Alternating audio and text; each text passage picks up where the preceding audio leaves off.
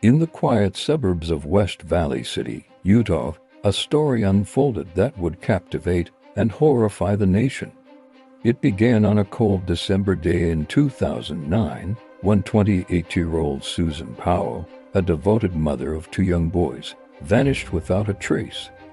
This is the story of her disappearance, a case filled with chilling secrets, disturbing behavior, and a tragic conclusion that no one saw coming. Our story starts on December 7, 2009. When Susan didn't show up for work and her two sons, Charlie and Braden, weren't dropped off at daycare, concern quickly turned to alarm. Friends and family couldn't reach her. Police were called to the Powell home for a welfare check, but no one answered the door. The garage held two cars, but Susan, her husband Josh, and their sons were gone. It was as if the entire family had evaporated into thin air. Later that day, Josh Powell finally returned home with the boys. His explanation for their absence was bizarre, to say the least. He claimed he had taken his sons, aged 4 and 2, on a spontaneous camping trip in the middle of a Utah winter, in the middle of the night during a blizzard. He said he'd left around midnight, leaving Susan asleep at home. When he returned, she was simply gone. His story was immediately full of holes. Why go camping in a blizzard with two toddlers? Why leave in the middle of the night without telling anyone? Investigators were highly suspicious. As they looked closer at Josh, a deeply disturbing picture began to emerge. Friends and family described him as controlling, manipulative, and emotionally distant.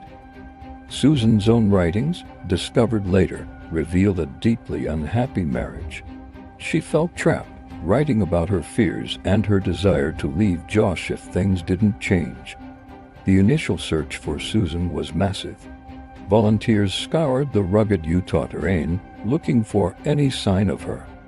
The focus, however, remained squarely on Josh. His behavior in the days following his wife's disappearance was anything but that of a grieving husband. He seemed oddly detached, more concerned with clearing his name than with finding Susan.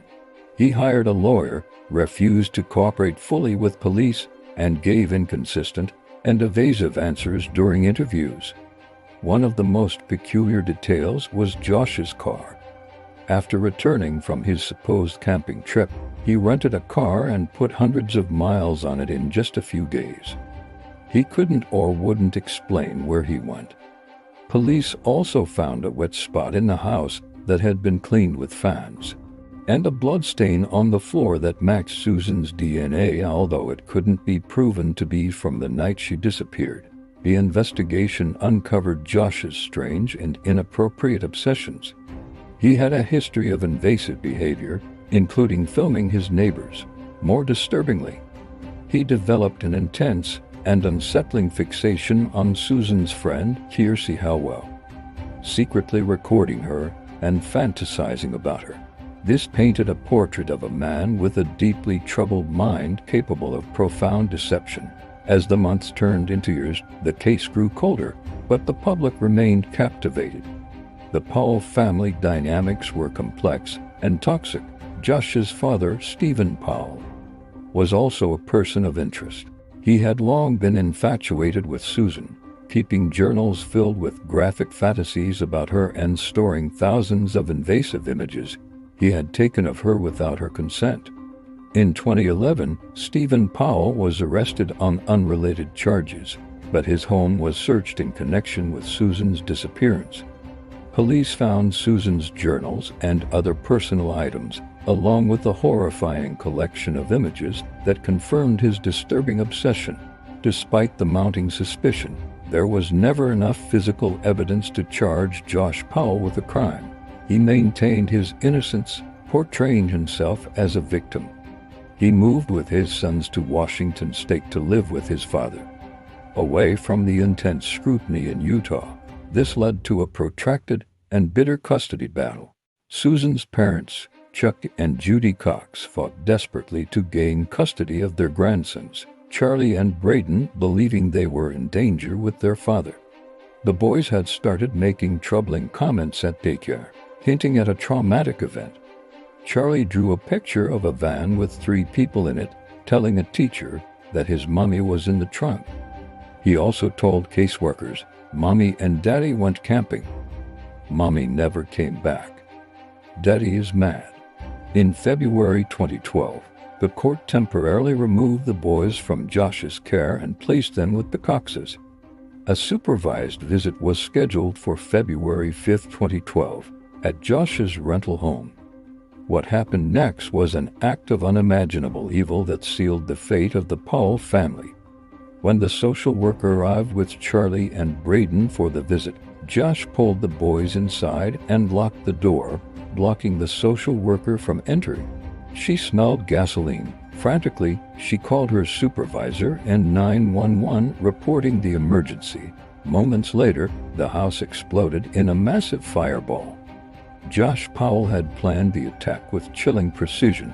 He struck his sons with a hatchet before setting the house on fire, ending his life and the lives of his 2 innocent children. It was the ultimate act of control and cruelty, ensuring that his secrets and the truth of what happened to Susan would die with him. In an email sent to his lawyer just minutes before the explosion, he wrote, "I am not able to live without my sons, and I'm not able to go on." The horrific end to the lives of Josh, Charlie, and Braden left the world in shock. For Susan's family, it was a devastating blow, compounding the pain of her disappearance with the loss of their beloved grandsons. While it was the final, desperate act of a guilty man, it still didn't provide the answer they longed for. Where is Susan to this day? Susan Powell's body has never been found. Investigators believe Josh Powell murdered her on the night of December 6, 2009, and disposed of her body in one of the many abandoned mine shafts in the Utah desert, without a confession. And with the prime suspect gone, the case remains officially unsolved. A permanent open wound for her family and for all who followed her story.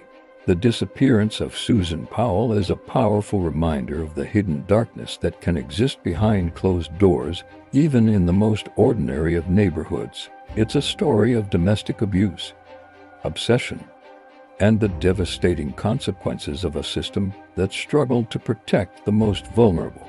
While we may never know the full truth of what happened that cold December night, the memory of Susan, a loving mother taken too soon, and her 2 bright boys, Charlie and Braden, endures. Thank you for watching.